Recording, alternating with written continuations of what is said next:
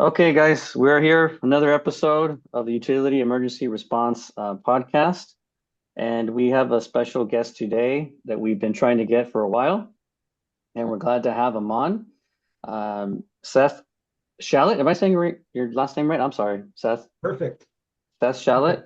Yeah. Uh, Yeah. Seth Schalet is the CEO of the Santa Clara County Fire Safe Council, a nonprofit mobilizing communities, agencies, and industry partners to reduce wildfire risk across Silicon Valley and the Santa Cruz Mountains.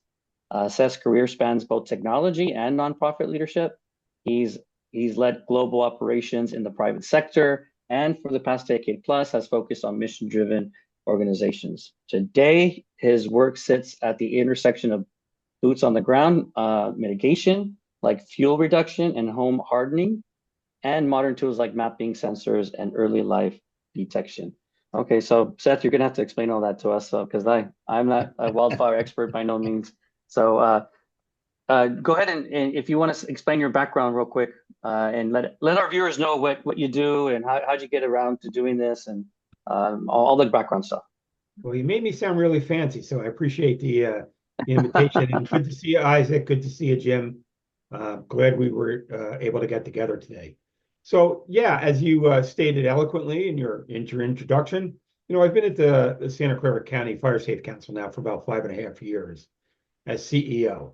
But my background does span, a number of different sectors. And if you asked me 40 years ago, would I be in the wildfire space and have some engagement with water utilities? I probably would have said no. But I'm an East Coast kid originally, although I've been out here in California since 1998, courtesy of my wife, who grew up in the San Mateo area, and we both worked for General Electric, or a company that was acquired by GE. I think the first of my 13 or 14 acquisitions over the last 35 or 40 years. But my background really started when I got out of college. I was doing sales, technical sales, for computer related activity, early versions of AutoCAD that were designed, where we actually worked with a lot of utility companies back to jog your memory, back in the mid 80s. I'll date myself. um, AutoCAD, we developed the capability to use AutoCAD where we were working with the phone company. So my organization at the time was a company called CDI. And CDI Corporation, this is just when they broke up the Bell companies. And so they decided that there was a business opportunity where they were just implementing fiber optic technology. And so we formed this wholly owned subsidiary called CDI Corporation and CDI Telecommunications. And so I moved from Philly, where I grew up, Philadelphia, to Boston, and started up this subsidiary to provide services to what used to be all the used to be AT&T, but then of course when they broke up AT&T, they became all of the regional RBOCs, right? So out here, right, it was Pacific Telesis, Pactel, New England Telephone, New York Telephone. And what we did is we did a lot of design services, but we developed technology using AutoCAD so that we could track all of the equipment systems that were in the manholes and in the underground utilities. Often fire was there, telephone was there, three or four other services, and they might not actually have track of what was happening. So that was my foray into getting into sales and ultimately opening up 6 or 7 offices throughout the US and an office in Canada, up in Montreal to service Pac Bell Canada. And then over the years, I went through several different acquisitions. I wound up running a division for General Electric. And then, long story short, in 1998, after my wife and I got married, an opportunity came up for her to come back here. And she worked for HP right at the time when they went through the acquisition of Dell Computers, or not Dell Computers, but the HP Okay. acquisition.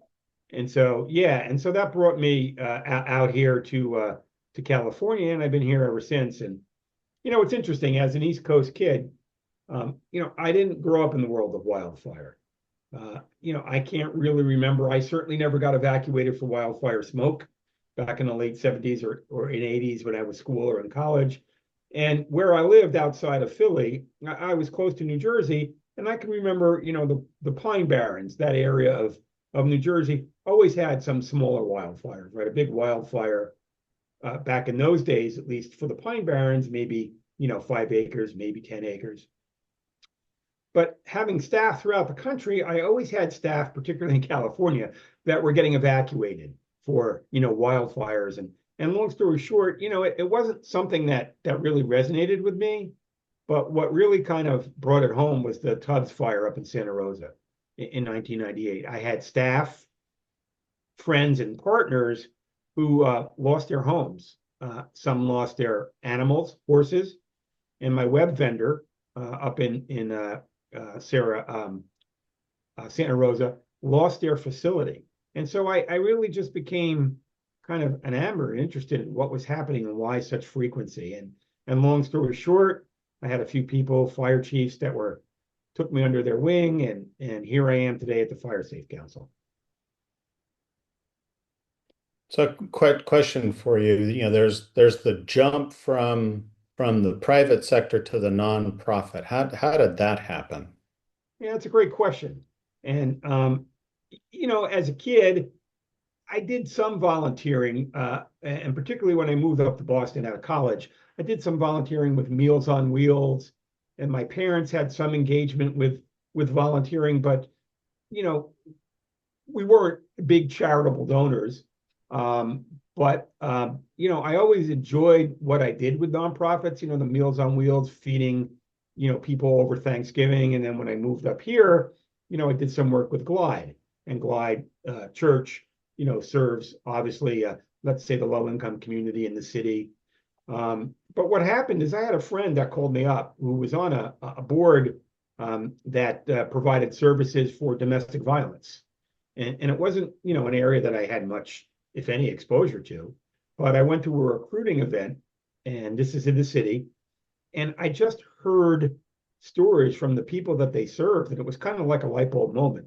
At that time, I was running a private equity portfolio, a data center company for a data center manufacturing, and an equipment company for a private equity portfolio. And, I was living on an airplane doing 200,000 miles, 250,000 miles a year, staff in Europe, staff in Asia, facilities. And, when I just heard the impact that this organization had, I don't know, something clicked. And I joke with my wife, right? I had my midlife crisis. I didn't get the red Corvette, but I changed careers.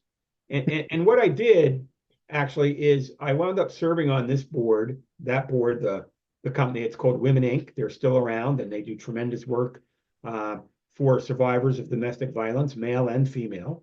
And then I wound up serving on another nonprofit board, and I got the bug. And so I went back, I threw my hat in the ring. I got some graduate education through Harvard on nonprofit finance management. And long story short, I moved into the nonprofit sector full time. And, it's interesting. I wish I would have done it 40 years ago, but, everything is an experience, and I really love it. And I think I've been able to bring my corporate background in sales and operations and staffing, and, have some fluency in things like nonprofit fundraising, how to scale organizations. And, here I am today, almost 20 years later, and I've served on 15 or 16, maybe more boards in the nonprofit world. And I really enjoy it. And Jim, as you know, right, when the opportunity 5.5 years ago came up to potentially work with you and the folks at the Santa Clara County Fire Safe Council, I really was pretty green with wildfire issues, and really didn't know anything about water utility and wildfire. But obviously, I got the job, I took the job, and I just threw myself at it. And we've got a great set of board directors at the Fire Safe Council and a great advisory board. And a lot of them just took me under their wing. I went out with CAL FIRE, and particularly Ed Ore, who just retired after 25 years. I went to the burn scars of CZU and the SCU Lightning Complex. He took me on a few trips.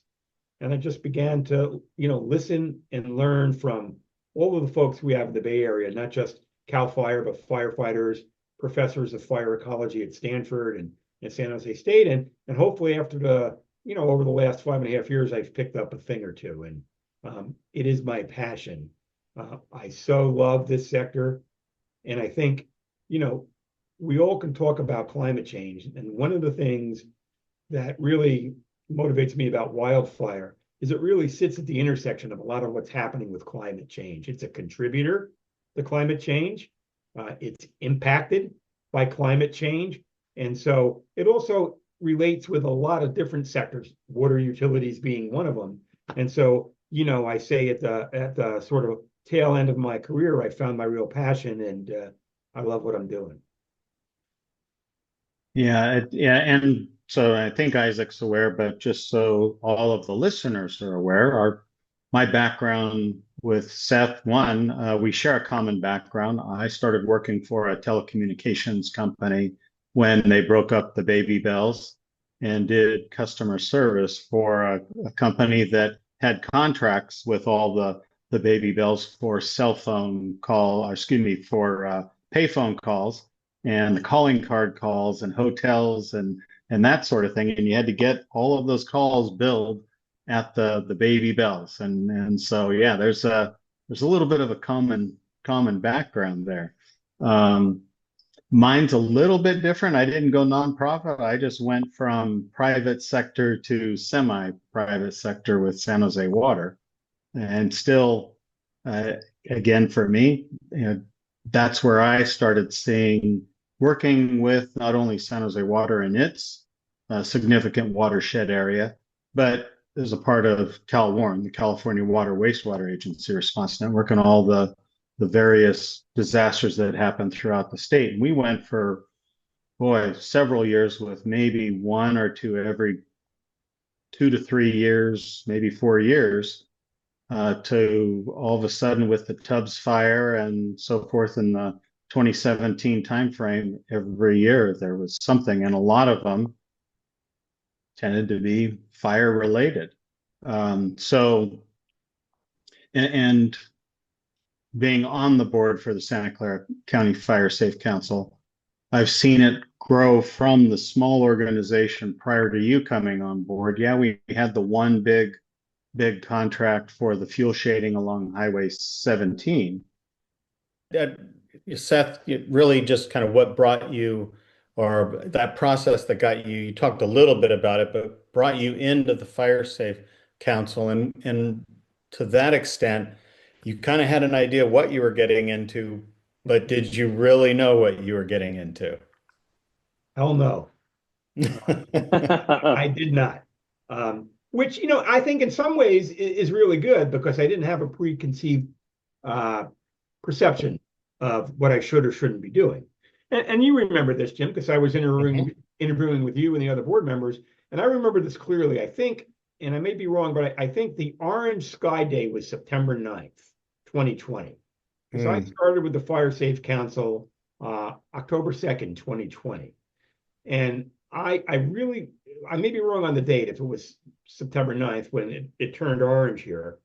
But for me, I kind of looked at that as a sign that this is what I should be doing, because none of us had seen anything like that before, right? Yeah. And so when we were interviewing, I think part of what was interesting to the board is my experience across doing a variety of startups or operations and sales and marketing. And as I kicked the tires and talked to some fire safe customers, I think the organization's been around since 2001 as a formal nonprofit, right? So you've been around for a long time. And as I like to say, and as the board, would say, it was kind of the best kept secret in Santa Clara County, right? In many respects, which is common for nonprofits that, don't always have the ability to build a brand.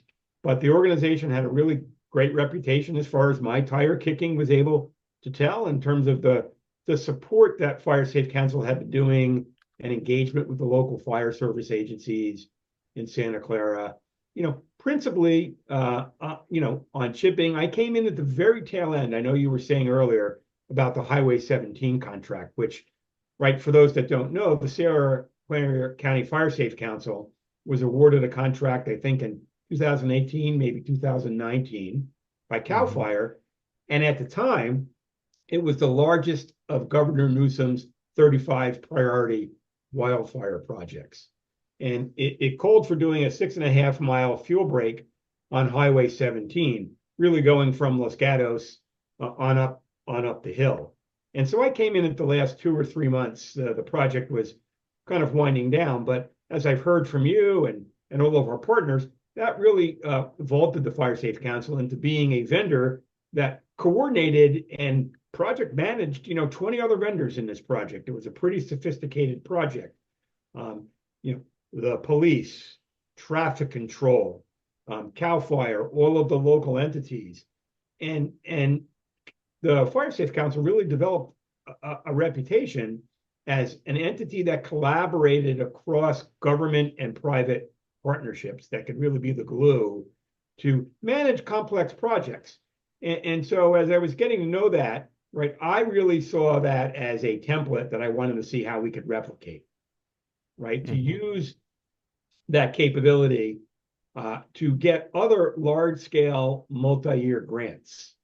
But then as we were strategizing, myself and the other board members, and I was getting to know the sector, and I started to have conversations and reaching out to people just to introduce myself and say, I'm newish to the sector, but I've read your reports, I've read your studies, could we get 20 minutes on Zoom, et cetera, et cetera. I began to understand a bit more about, writ large, the challenges with wildfire, more importantly, the history here that we've had in Santa Clara County over the years, because we're not new to wildfire in any sense of the stretch, right? We can go back to 1962 and the Gulch Fire, and then of course the 1985 Lexington Fire, which was for not us just locally, but for all of the entities involved, that was really the Mac Daddy of the fires that really demonstrated that the fire agencies and the local utilities really need to think a little differently about wildfire. And so we started to strategize, and obviously I have a technology background in selling and bringing new technology to the market. And as I was coming up to speed, one of the things, that light bulb moment for me, was it just coincided with a lot of technology opportunities developing for wildfire. I started to read, talk to entrepreneurs, talk to CAL FIRE, and I saw that there was a market need, in my view, where Santa Clara Fire Safe Council can become a trusted partner with the local fire service agencies, and ideally, hopefully, help them pilot test or look at new technologies. And then for us as an organization, right, we saw that as a new revenue stream to deepen our capabilities, beyond just a hazardous fuel portfolio, which is great, but the more services you can offer your customers, the more deeper you can broaden your engagement, right, the closer those relationships are over time. And so that's where we started. And fast forward to today, we've got a portfolio of 7 or 8 technology products that we sell. I think last year it was about 10% of our total revenues, maybe 9%, but the margins were even a little bit better. And so it allows us to use the staff that we have, which several are retired CAL FIRE or county fire personnel. So we have a staff of people that understand wildfire behavior, that have fought wildfires. And if you combine that knowledge with, how can we help our partners detect wildfire earlier, right? What could we do to help them with the initial response or the initial attack? Then we become more valuable. So that's what we're doing today, right? We've got a large portfolio of hazardous fuel reduction capabilities, a portfolio of wildfire technology, and we consult closely, not just with our partners throughout the county, but our technology practice has allowed us to sell throughout the state and to the other fire safe councils. So it's really been something that, in my view, and I think obviously the board would concur based on our discussions, has been a real differentiator for us among the other fire safe councils throughout the state.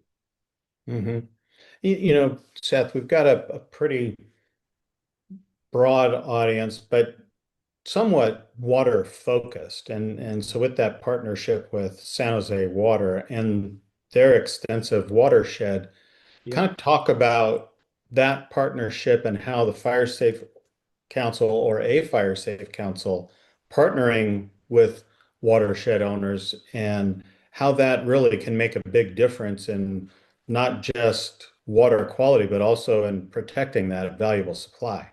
Yeah, and for me, I appreciate the question, Jim, because for me, this is the area that I've become most passionate about. Because look, wildfires are not new. They've been happening.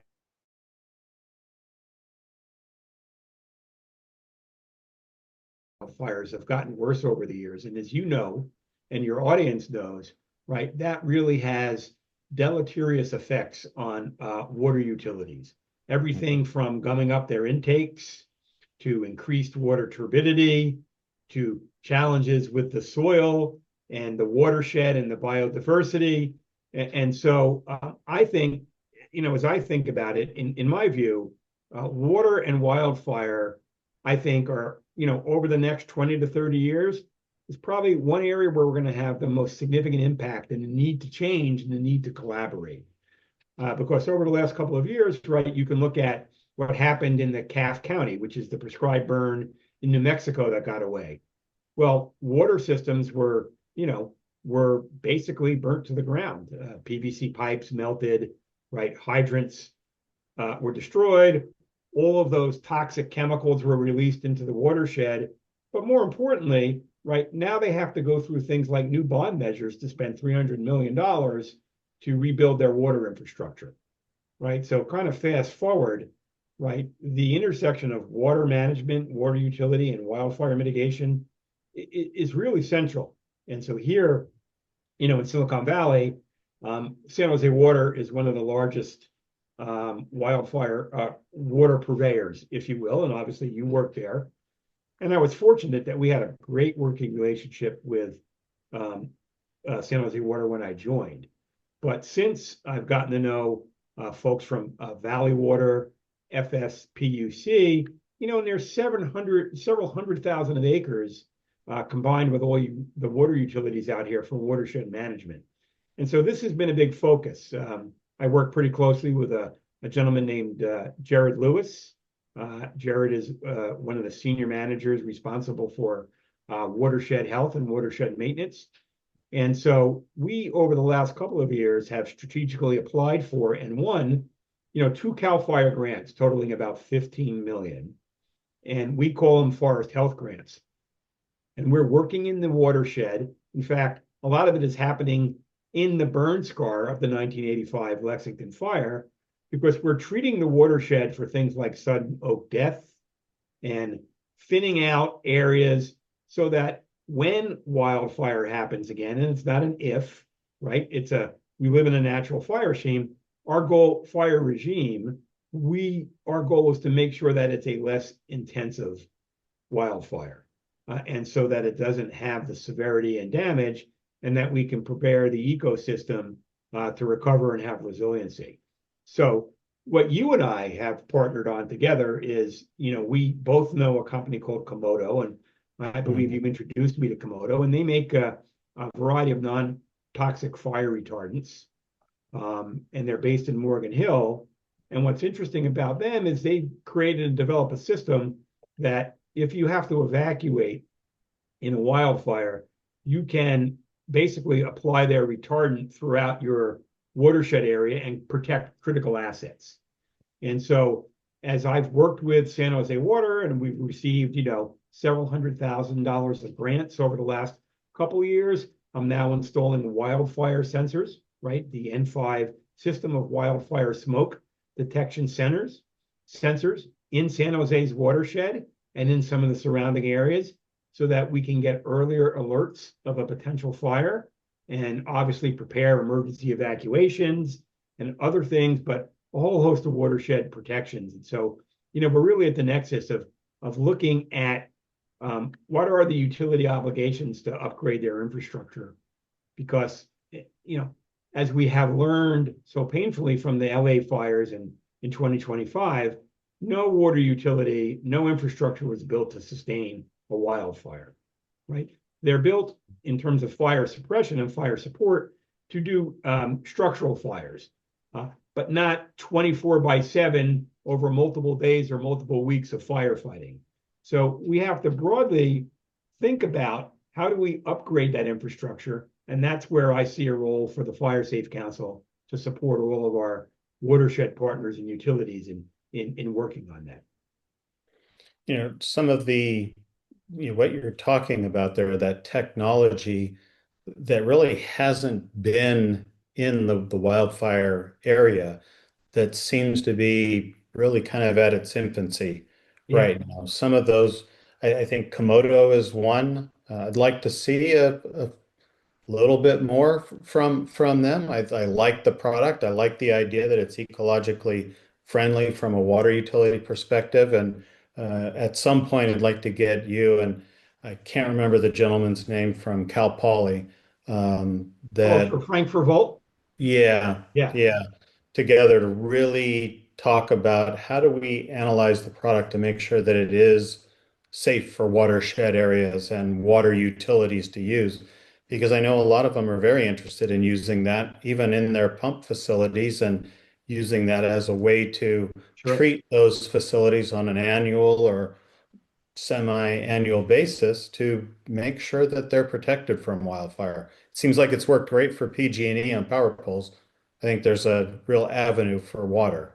No, I fully agree, but obviously when anything gets into the waterways and the water systems, as you rightly said, it has to be tested. And Komodo's product I know is on the QPL, and there are other non-toxic retardants, but yes, and certainly, post LA, I had the opportunity to reach out and work or have several conversations with UCLA's Luskin Center, and they were one of the first to really come out with kind of the post LA studies on wildfire resiliency and specifically around water infrastructure, right?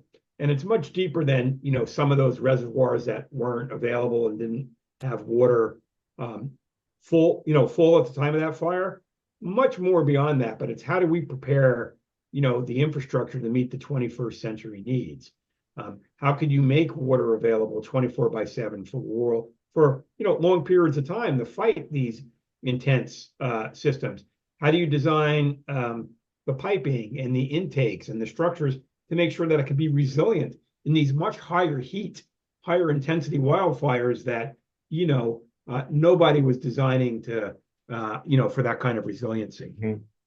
And so I'm really fortunate to partner with Jared and several other folks. And, one of the things that we're working on, as you well know here, is to come up with a system that we could basically market to all of the water utilities using a combination of these N5 wildfire smoke sensors, placed strategically throughout the watershed, but also San Jose Water, we resell a system from a company called Oratech, and they provide satellite technology that actually maps and covers the entire watershed. So we resell that, and San Jose Water is our first customer. So 24/7, 7 days a week, there's satellite imagery looking for wildfire ignitions in San Jose Water's watershed. We want to take that and extend it to all the other neighboring water systems so that we've got 24/7 coverage, we've got integrated coverage with these wildfire sensors, and then we're in discussions with a few drone specialty firms that can maybe do things like initial attack. We're using the Alert California fire cameras that are throughout the area. If there is an ignition, but it's not in the view shed, can we get a drone there pretty quickly to validate that it's in fact a valid ignition, and then signal and engage with the fire service agencies? So I see technology as an increasing role for water utility managers and for landscape managers to really manage. And we're at the nascent stages, as you said earlier. Yeah.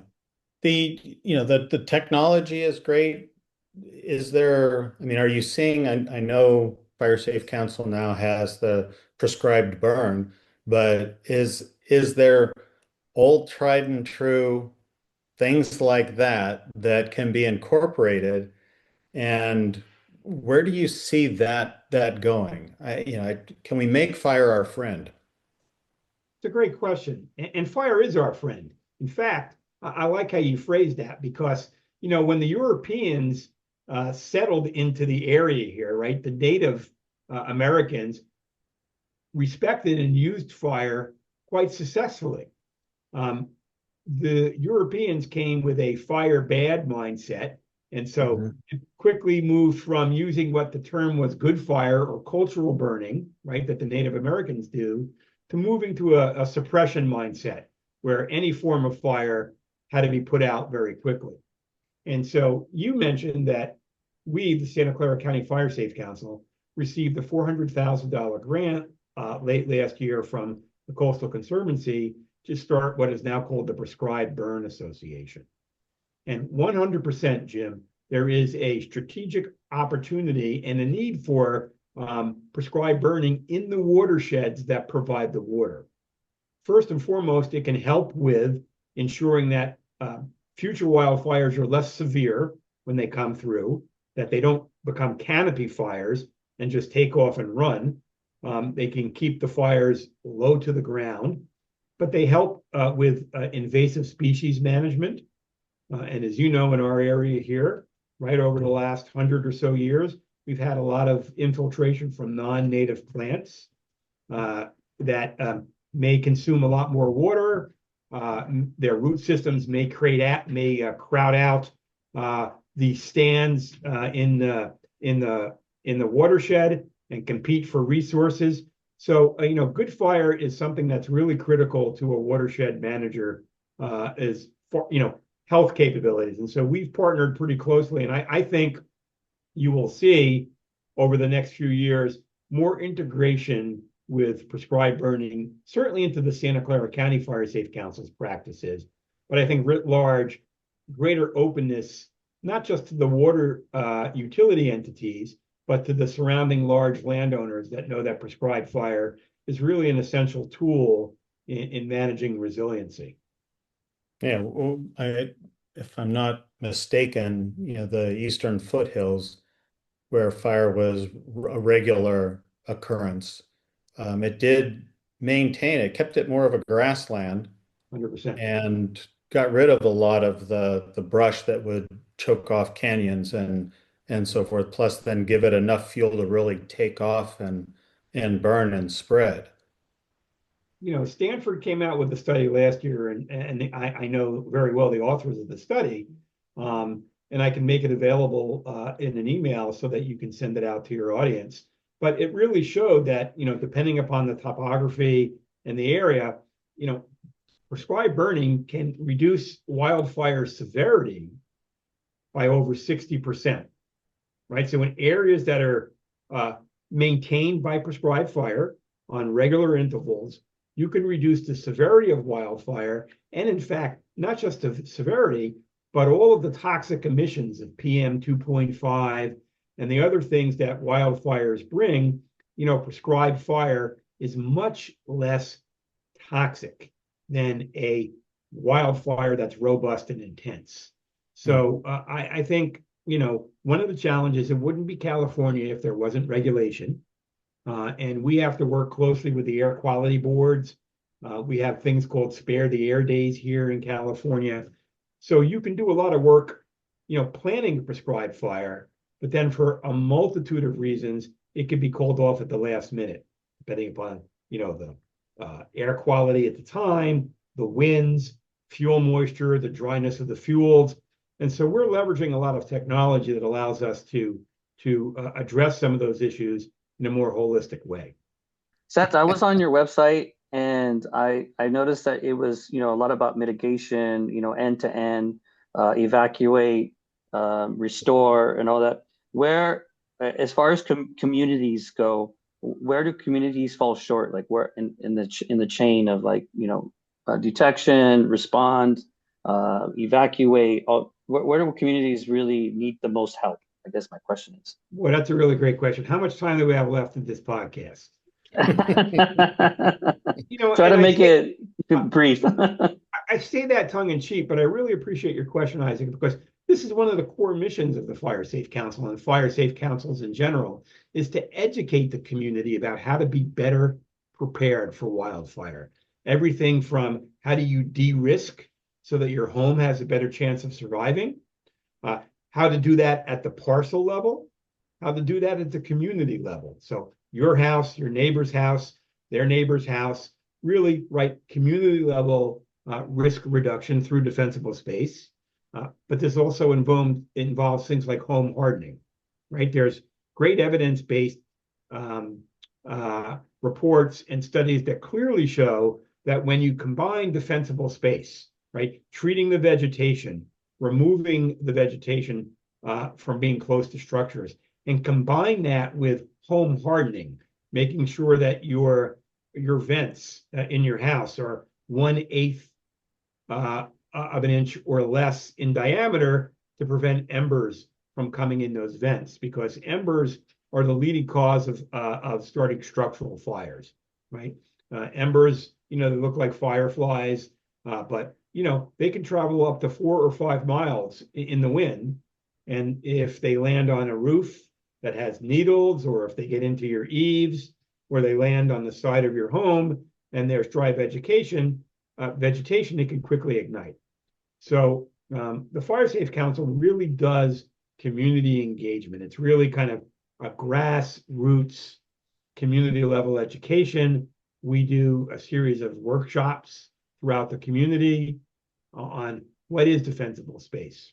Here in California, your listeners, Isaac, may be aware that there's some pending legislation to create what's known as Zone 0. And Zone 0 is really the first 5 feet from the structure out. And the core goal of Zone 0 is to have no flammable vegetation within the 5 feet of that structure. Because studies and evidence say, and yes, there's a robust debate on the complete efficacy of this, but by and large, the science clearly shows that the first 5 feet from the house is where most of the ignitions take place. So we're educating the community on how to do defensible space. What does that mean?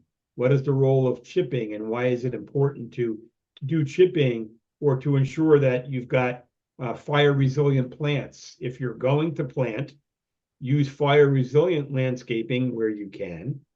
Make sure your trees are not overhanging your home, that you limb up your vegetation at least 6 feet from the ground up. So if a fire happens, again, it doesn't get into the canopy. So that's a real core role of the Fire Safe Council and all of the 250 Fire Safe Councils in the state, is community outreach, community education. And I'll just mention that I sit on the state board. I'm now, for the last year and a half, I've been serving on the state California Fire Safe Council board. So I've got visibility into all of the Fire Safe Councils, throughout the state. And it's important that we, leverage our defensible space and community engagement, because it really, it's not just about your home, but it's about how do you get better resiliency. Well, if your home, your neighbor's home, and the home next to that are protected and have some measures of defensible space and home hardening, you've got a much better chance of keeping your insurance, which is a challenge here in California. I'm glad to get into that. Insurance has been a real significant challenge from a cost perspective, and then the ability to maintain it because of wildfire issues. So that's a real core focus of the Fire Safe Council. Yeah, tell me if I'm wrong, but it's the residence level. Then when you get to the community, you get to Firewise communities. Yes. So then that's your neighborhood. And then to the county level, where you have the county wildfire protection programs. Yeah. And then fire safe councils at the county and at the state. Yeah, no, thanks for teeing that up for me, Jim. So yes, so we work with a program called Firewise USA. It's a national program. It was introduced and maintained by the NFPA, the National Fire Protection Association. And Firewise communities are about community level engagement, right? Firewise communities, you have to have a minimum of 8 homes on up to 250 homes or 2,500 homes. So a minimum of 8 homes in an area on up to 2,500 homes. And you get to become, over time, accepted as a Firewise community if you put together a plan, a 3-year annual maintenance plan, and you show that you do the work that's necessary around defensible space. Here in California, the Department of Insurance, CDI, offers discounts for Firewise communities. So if you're a Firewise community and Santa Clara County Fire Safe Council maintains and serves as the Santa Clara County Firewise administrator, we now have about 32 as of today. I was talking to Amanda. I think we have 32 Firewise communities here in Santa Clara County. You're able to get better resiliency, and it's really about community level engagement, right? And making sure that your neighbor says, hey, your vegetation's getting a little shaggy. I think it's time for us together, and we can set a Saturday or a Sunday or a day aside a month where we can do community level maintenance. And so it's really an excellent program.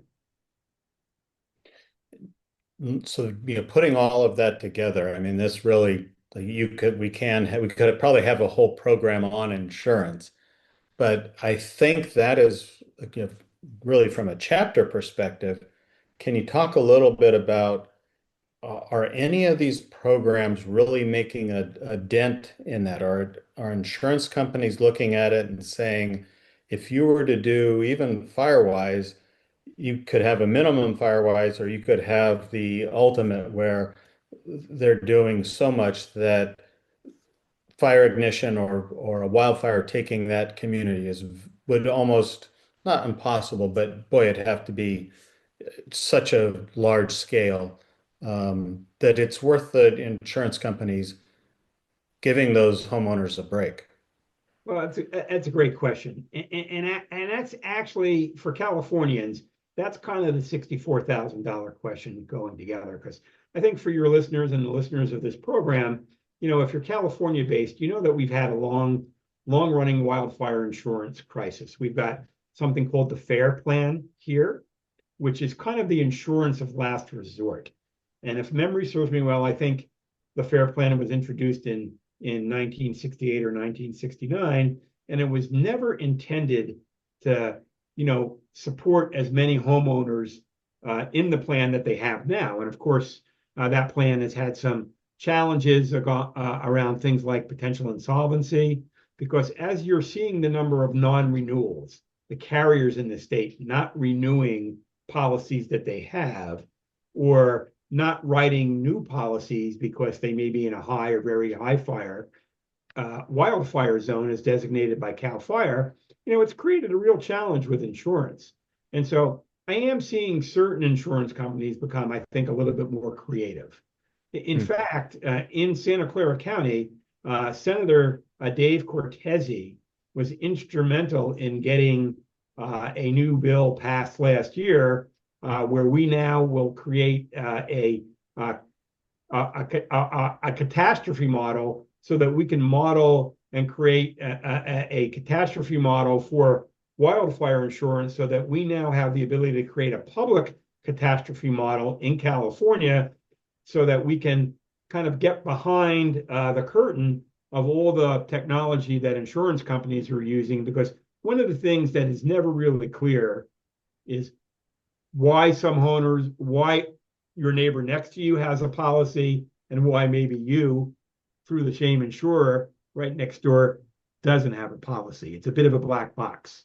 And so I want to give a shout out to Cortese and his team that worked on this legislation to create at least the first public model, so that we get a peek behind that curtain and can understand what goes into insurance policies that are utilizing catastrophe and artificial intelligence and other mechanisms to determine who gets insured and who doesn't. And these policies now are looking forward as opposed to looking backward, because in California, historically policies were written looking at wildfires over the 20 years prior. Well, that can't take and doesn't necessarily directly take into account things like climate change and its impact on vegetation, on fire weather and the changing dynamics around heat, wind, and humidity that really have us having much more wildfire days. I think, I read a study not long ago that compared to 1970, here in parts of California, wildfire season is starting 6 to 8 weeks earlier than it did in 1970, and going perhaps 6 weeks longer than it historically did. So we're really moving from a wildfire season to a year-round need for vigilance on wildfire preparedness. And that has implications to the state budget, to CAL FIRE's staffing, and all of those challenges that, really show that collectively community resilience has to be at the forefront, whether through programs like Firewise or even IBHS, the Insurance Institute for Business and Home Safety. They've got a really interesting program called Wildfire Prepared Home. And so their focus there is on greater resiliency at the home level, Class A roofs. Again, things like enclosed eaves, things like having 1/8 or less dense mesh, landscape for fire resiliency around the first 5 feet of your house. So those programs now at the home hardening and at the landscape level are starting to merge, and we at the Fire Safe Council really want to be at the forefront of that. Yeah, and we have to, it is our state, but we have to get back to better land management. From all of the posts that I'm sending to you on Facebook, where it's a picture from the 1890s, and you look at that landscape then and compare it to now, the amount of vegetation and undergrowth for forest is just crazy. Even around the western foothills of Santa Clara County, there's not a lot of brush. They were using that as rangeland and grazing cattle and so forth on it. So to me, it's seen, and I don't know, you may see it the same or different, but we've got to get better land management. Well, look, and that's one of the reasons I love what I'm doing, because there is no single silver bullet that is going to solve the wildfire crisis, right? So I think in part what you're talking about are things like zoning and planning at the city level and at the county level and even at the state level, because one of the things we know here in California, right, is most of the population growth over the last 20 years has been in what we call the wildland urban interface, right? And think of that as the area that, where development is kind of meeting the forested lands, if you will. And, people want space. People want to, build out. But part of the challenge to that is as you start to build into the hillsides, fire loves to run uphill. So with the need for housing density, we're starting to create significant challenges where we're being forced to build in riskier areas where the likelihood of high severity wildfire is greater now than it was 50, 60, 80 years ago. And think about it. What happens today in areas like Paradise or LA or pick your wildfire, people are building back in those same areas. So the challenge of what is zoning's role in this? What is city and land use planning's role in this? How do we work together kind of cohesively so that while we know we have to increase housing stock and we know that we have a challenge and we probably have to build out, what could we do to better manage the confluence of all of those things so that we're not just creating a problem that happened before that's very likely to happen again, which is your home burning down, right? I mean, this, Jim, right? I've heard stories from, many people that their homes have been burned 2 or 3 times in different wildfires. And that's just not something that's going to be manageable for us as taxpayers and residents, going forward. Yeah, as you say, you really jumped into this. Keep your emails and texts coming, by the way. I really appreciate it. You're welcome. Isaac, what do you have? Okay, so let's say, Seth, you're Governor Newsom. Let's say there's Governor Schalet, right? And you had to change a policy, or you had to change some type of strategy to improve wildfire statewide. What would it be? What would it be, the one thing that if you could change, or you could update, what would you do? Boy, you tossed me the softball questions, Isaac. Well, look, if I it want to was make it fun. I want to make it fun. yeah, no, I appreciate it. And if it was easy, it probably would have been done already. But to get to answering your questions, part of the challenge is you're dealing with so many different constituencies, each having a different vested interest. So I think if I were Newsom, where I'd want to move the needle most is in home hardening and effective land use planning. Because we know going forward, the state has housing element mandates, right, that require every 10 years or maybe every 5 years, updating housing plans and being able to allow for certain, growth in residential structures. And so as our population increases, and as we move further out into the wildland urban interface, or WUI, land use planning, I think, is among the most important things. So if I were Governor Newsom, the challenge is that there isn't one silver bullet. But your question to me is, what would be the one thing that I would do? And I certainly would try to get my arms around things like land use planning and looking at infrastructure. Where are the utilities, right? What's the utility growth plan? And are we building homes that are in close enough proximity to power lines, whether they be PG&E or Southern California Edison or any of the other vendors?